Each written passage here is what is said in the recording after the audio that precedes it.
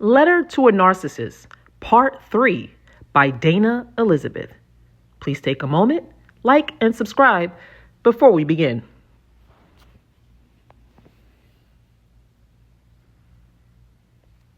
She had been to therapy for over a year now. She was focused on doing her shadow work. Her goal was to take accountability for where she was and how she got to this place in her life. She was learning so many new terms, such as codependent. She didn't think she was codependent, but according to the facts, she absolutely, unequivocally was. She couldn't stand Stanley, but yet she didn't want to live alone. She didn't want the image of a broken home. She liked the lifestyle and enjoyed the benefits of partnering with someone in life. She had honestly convinced herself that everyone had issues, and the issue she was facing was just that, her issues. Tanya had to admit that she was settling and suffering from low self-esteem. If she truly loved herself, she would never accept his behavior. Stanley was mean and harsh when he spoke. Tanya would take on his characteristics and mirror him. She was losing herself because every time she stopped to stoop to his level and believed his projections, she felt worse. She knew this energy wasn't hers. She caught herself sometimes, and she walked past the mirror during an argument, and she barely recognized who she was. This toxic relationship was stealing her smile. It was taking her life force. She was enlightened to the fact that Stanley was an energy vampire. He would treat her like dog crap behind closed doors and then walk out into the world and put on this nice, handsome mask for others. It made her stomach turn at how fake he was. She was beginning to realize that she was just as fake as him. She knew with every breath in her body that she had to be the one to take a leap of faith and change her life for the better. Her children were grown, and there was nothing binding her to that house or that relationship but her. It was in that moment, in the back seat of the taxi, that Tanya had an epiphany. She told herself that she was done investing her time, money, and energy into her situation with a man she didn't love and damn sure didn't like. "Please, if it's okay with you, can I have the aisle seat?" someone asked Tanya. Tanya was loading her carry-on bag in the overhead storage above her seats. "Sure," Tanya replied, not even wanting an explanation, as she had entered the plane. It wasn't that deep to her. The plane was scheduled to get us to the island, no matter what seat we sat in, and that was that. Tanya gladly took the window seat and prepared her mind for the long flight. As she placed her headphones on her ears, she relaxed and took a sleeping pill too. It wouldn't be long before she was dreaming. She reclined her seat and allowed her mind to rest. Her subconscious was pondering and questioning how she ended up in such a toxic relationship. Flashback, the love bombing phase with Stanley. Tanya had to dig deep mentally and get some clarity of how this all even started. Also, she was asking herself, why didn't she react when she saw the red flags, or why didn't she see the red flags? She took accountability and acknowledged the fact that she had to be on the same or similar vibration when she met Stanley. Being on the same vibration is the only way to attract someone like that. She remembered it all started one day when she casually called him because she was experiencing a breakup. Stanley and Tanya had been social media friends, and they only interacted online. They seemed or appeared to be a lot alike. The same music, they shared similar posts, and culturally they seemed to be totally aligned. The two were also from the same hometown, so there was an essence of familiarity when they spoke. It had been years of going back and forth with harmless chit-chat. Tanya never even looked at Stanley in a sexual way, and she damn sure didn't think that she would have started a life with him outside of the internet. The first conversation was so vivid, she almost remembered it verbatim. Tanya was drinking some cognac, and the weekend was feeling lonely since her and her boyfriend at the time had split. She received a message from Stanley which sparked her interest. She was already feeling drunk, and she honestly wanted someone to talk to and confide in about how the breakup was affecting her. She didn't even have Stanley's phone number, but she boldly asked for it. The liquid courage made her feel free. When he answered, she realized that he was in his party mode as well.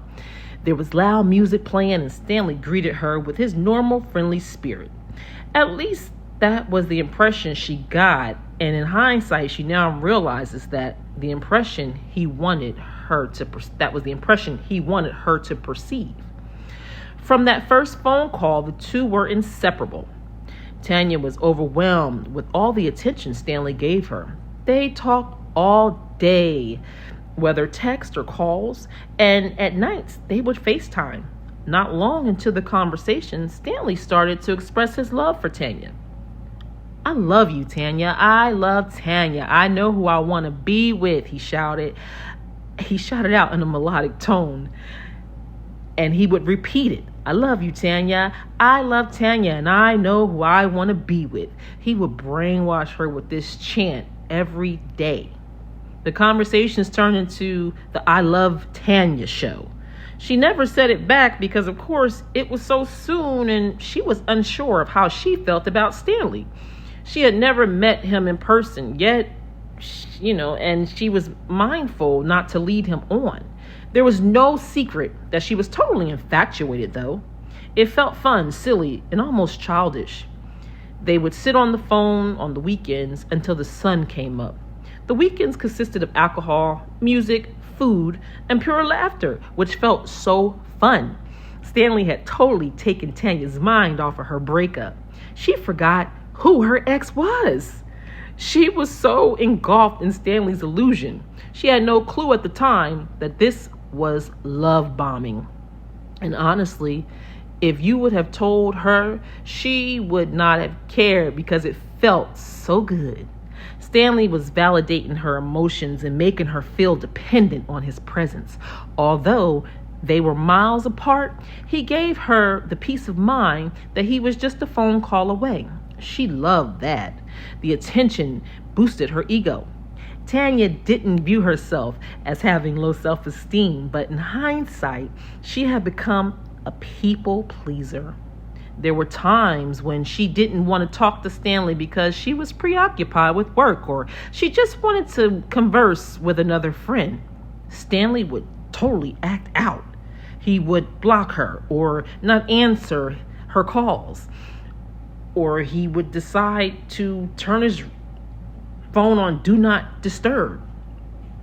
Tanya saw this and thought to herself that this behavior was strange, but she still moved forward in building this relationship. Things went from the phone to in person overnight. Stanley had a business meeting in Tanya City, and the two planned to finally meet in person. She remembered the day as if it just happened. She took the lead and rented out a really nice condo overlooking the city skyline. At the time, Tanya was very productive, and her salary as a social worker had been paying very well. She was so excited to meet Stanley, and she wanted to ensure that their encounter was memorable, and memorable it was. Tanya and Stanley were stuck like glue. Once he arrived at the rental, they never left until it was time for Stanley to travel back home. The best part about the whole weekend was that they chilled and relaxed like two old friends. They binge watched the latest viral shows, drank great liquor, danced to music, and ate some delicious food. Tanya was honestly shocked at how much chemistry her and Stanley actually had. He stayed for 5 days, and she felt like she was in a dream. A few times during the week, she thought to herself that the time being spent was too good to be true, but she quickly shifted her paradigm and focused on the positive. Tanya knew that because of her recent breakup, she had a tendency of comparing men to her ex and even thinking bad of others because of her past experience. She kept her head in the present and enjoyed the moment. Stanley was a perfect gentleman. He came off as shy in person. The boisterous lover boy from the FaceTime was nowhere to be seen. Fast forward to the life she shared with Stanley today, she knew that was all a part of the love bombing. Stanley seemed so attentive. He called all of his family on FaceTime and introduced Tanya as his new friend. No titles had been established on such a short trip. Well, at least that's what Tanya thought. After the 5-day getaway, they went back to their homes. Tanya, at the time, had teenage children, but Stanley was free and clear with 2 adult children. He immediately offered her to come visit him the following weekend. He was very convincing, too, as he dangled all the fun they would have over her. But she declined because of the fact that she had the teenage children at home. Well, Stanley surprised Tanya when he told her, "Bring the children." At first, she was very nervous about that idea, but before you knew it, she was boarding a flight with her children.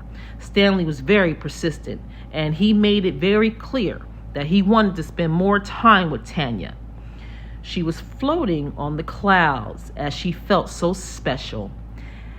At the time, no man had made her feel so comfortable. He told her that his home was her home and that her and her children could visit whenever they wanted.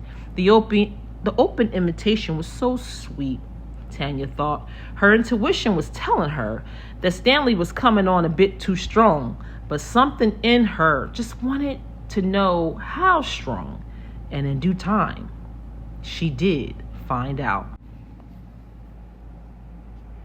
Also, one of the biggest red flags she ignored was that when she first met Stanley, he lied about his height.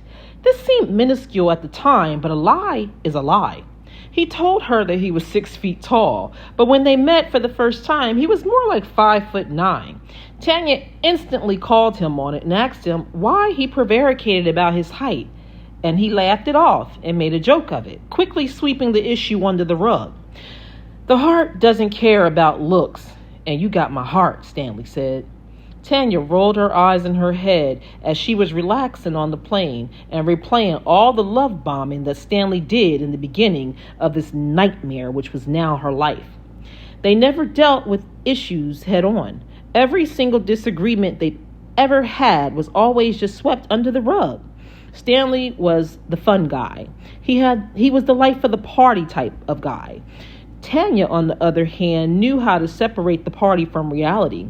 She was more emotionally mature, and she knew the importance of addressing concerns and solving problems. At this point in their life, they had so many problems, Tanya forgot half the time why she was mad at him. She was definitely numb and immune to all of his ways and all the things he did, the abuse and the toxic patterns.